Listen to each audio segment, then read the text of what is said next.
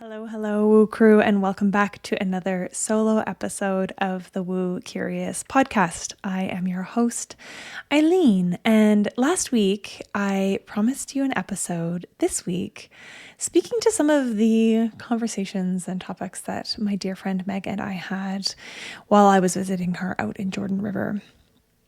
And I do still want to speak to that, and I think that will come out. This is a very unscripted episode, as they all are, though sometimes I do jot down some points to remember when I'm having these solo episodes. But today I was sitting outside this morning, as I do. My Mayday tree is in full bloom. It's my favorite week of the year.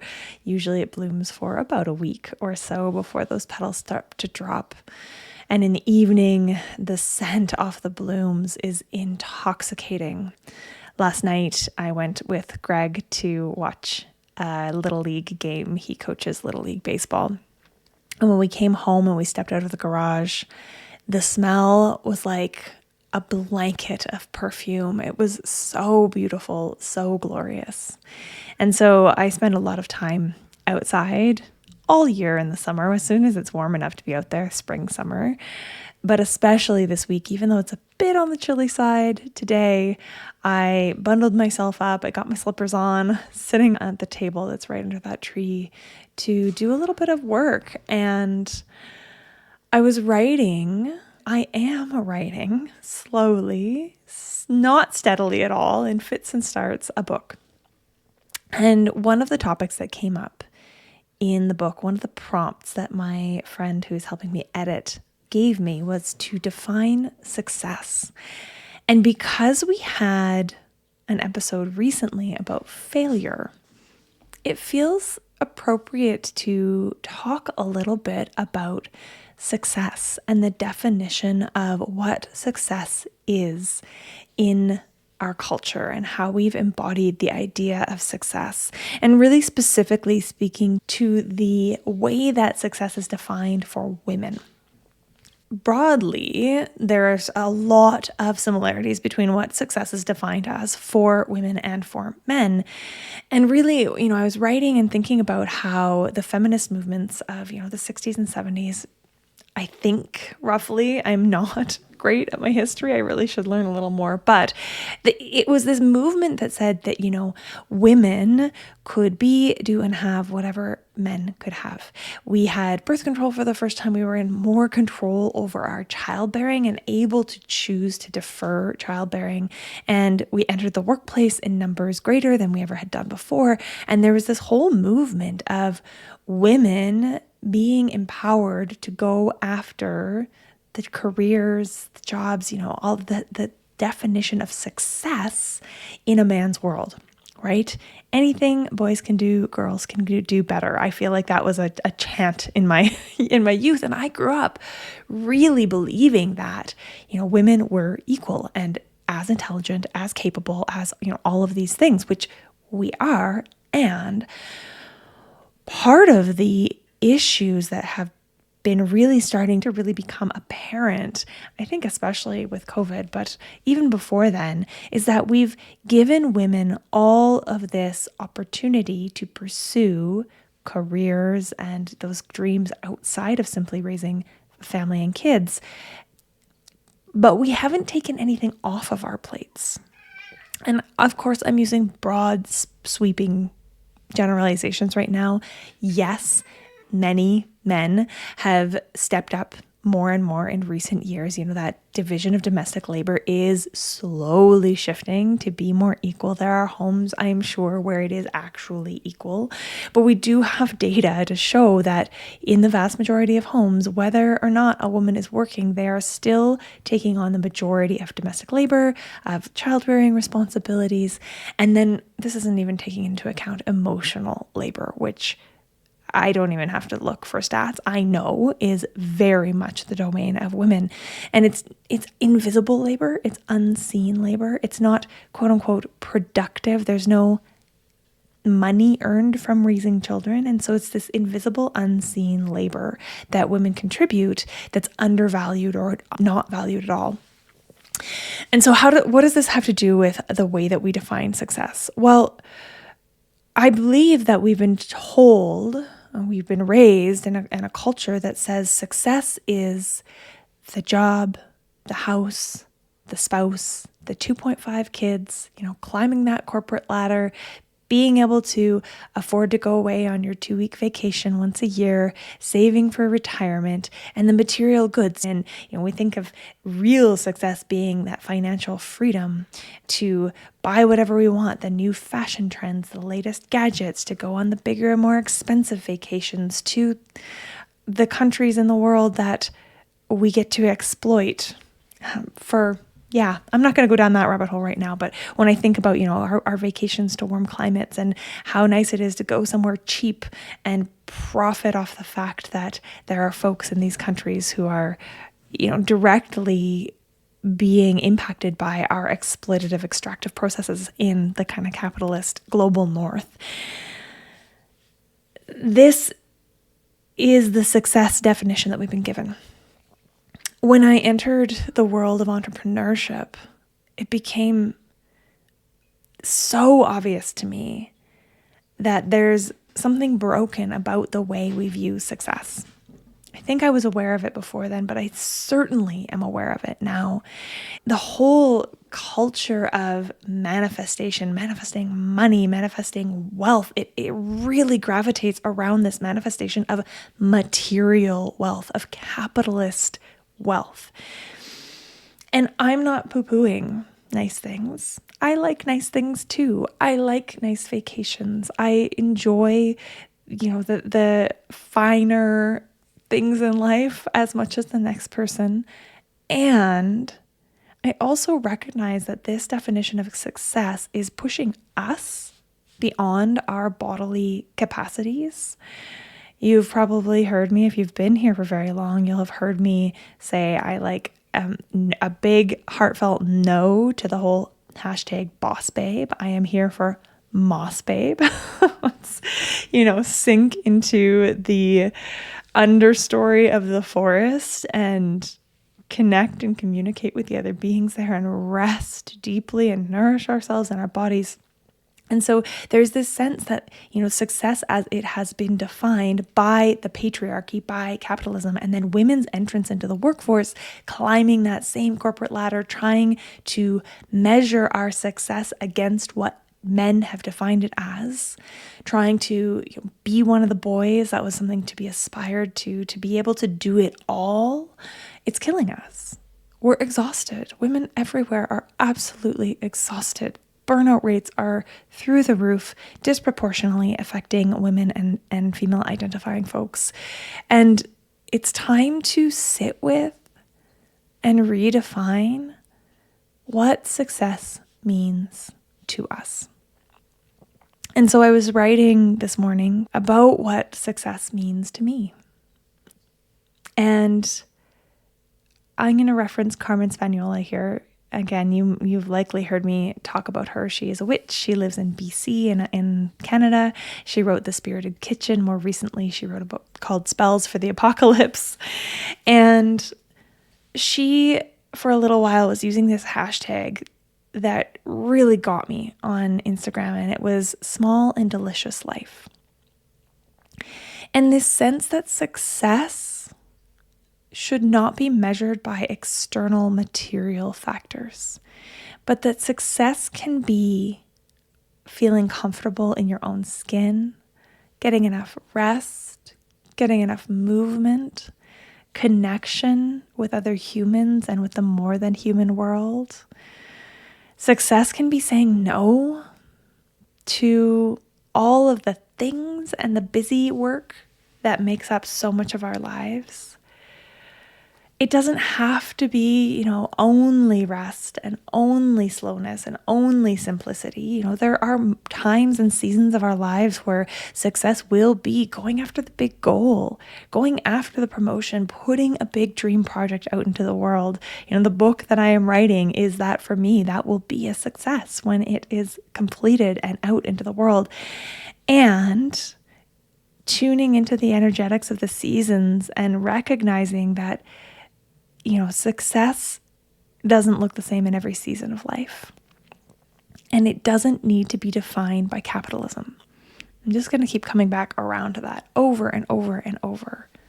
I really believe that wealth, monetary wealth in the hands of women is important because we know that women make decisions, generally speaking, again, broad strokes here, but generally speaking, women make decisions with their monies that benefit the collective more often than the individual, especially in comparison to men. We have been raised to be thoughtful of other folks, to be considerate of them, to, be connective rather than individualistic to the same extent. Our society, our Western society, is a very individualistic society. However, women within that society are still a little bit more communally minded than men, partly because of how we're conditioned. It might also be partly genetic. I don't know. We don't know. We never know. So I'm not decrying wealth and material wealth. I think we should all be able to feel safe and have enough and a little bit more than enough to have that abundance in that sense. But I also think that we place way too much emphasis on success, on wealth, on abundance that is of a material nature. And no, it doesn't seem to matter how many studies show that more money does not equate more happiness. Folks with more money often are less happy. And it's been shown time and time again that, goods don't make life better.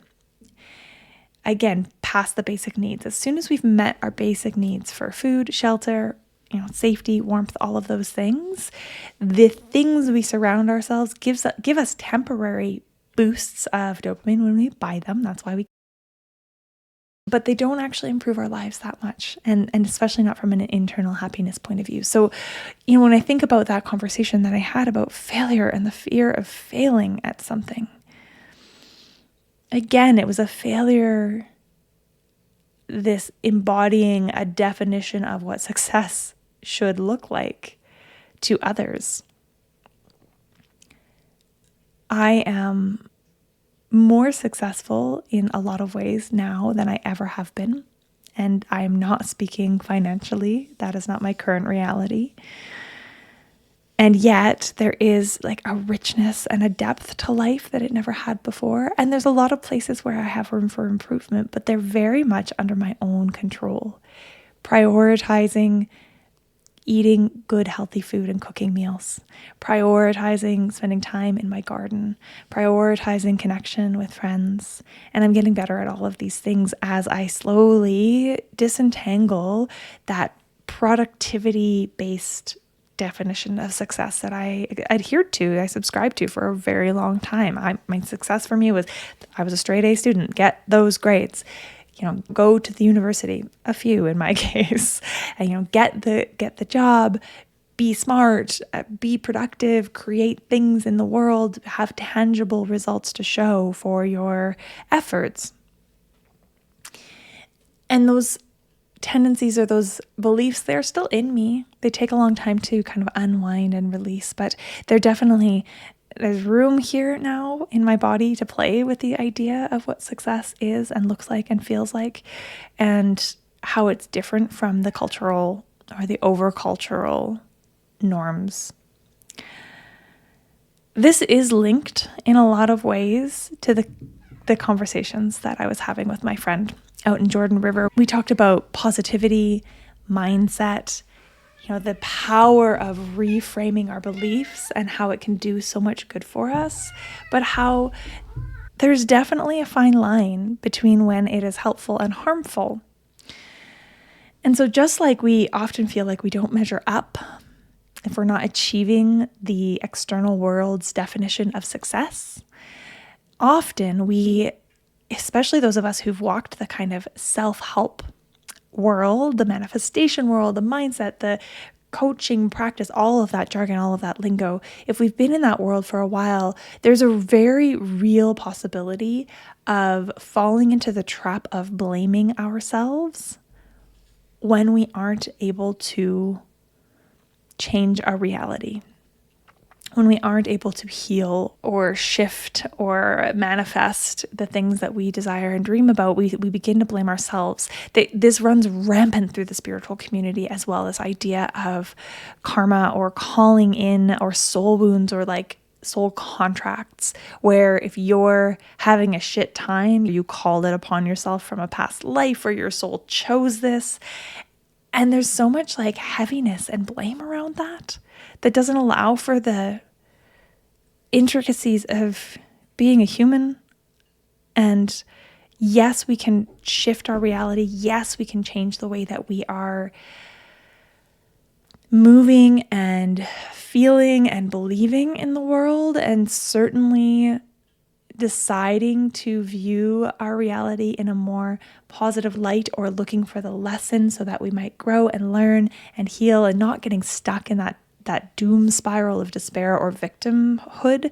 Yes, that is all valuable and positive, but it becomes unhelpful when we start to gaslight ourselves, when we start to blame a person for their circumstances, when the idea of reframing a belief is no longer helpful but harmful. That's what Meg and I feel like we had elucidated it much more eloquently. I often feel like I am more capable of expressing some of these thoughts and getting to the bottom of things, as it were, when I'm in conversation. And so it's sometimes tricky when I'm simply speaking to, I know I'm speaking to you, those of you who are listening to me, but I'm also just looking at a screen, watching my own face and speaking into a microphone. And so it is the sense that a lot of these ideas, beliefs, tools, manifestation, mindset, even defining words like success, especially when it comes to language and the way that it is wired into our brains, but it's not our whole selves. They're all useful and worthy of pursuit when they are helpful. And they stop being useful when they are harmful. And thinking about this in terms of, an inherited disease or autoimmune issues, especially, at what point does reframing your autoimmune disorder as something that you perhaps created because of the coping mechanisms that you developed as a child to deal with a not great situation, what point does that no longer serve any use? At what point does that become really just frustrating that like, okay, I can see the reason perhaps that this occurred in my body, but knowing it and seeing it and understanding where it came from doesn't actually make it go away. Sometimes it can, but it doesn't always. And so then at what point do you switch from being happy of that awareness to feeling like you're to blame? I don't have an answer for that anyways. And I feel like I could continue to go down this train of thought for a long time. And I don't want to do that because I do try to keep these solo episodes somewhere around that 20 to 25 minute mark. But they're all questions I'm grappling with. And as so often with this podcast, the questions I'm grappling with come here and don't receive an answer because I don't have them. I'm simply sharing the journey as I go. And I'm always so curious, if you are listening to this and you want to get into discussion with me about this topic, maybe you've been spiritually bypassed. Maybe you've gaslit yourself or been gaslit by others. Maybe you've had a healer, a guru, a guide who made you feel like you were to blame for every shitty thing that ever happened to you and made you feel guilty for not or unworthy or whatever it is, small, or like it's your fault that you're not recovering. Come say hi. I'd love to be in dialogue and know that you are not to blame. This world is vast and it's complicated, and right now it's pretty fucked up. And it's always been kind of fucked up, I think, really. We think we're living through really special times. And I think that the history of humanity is fraught with times like this.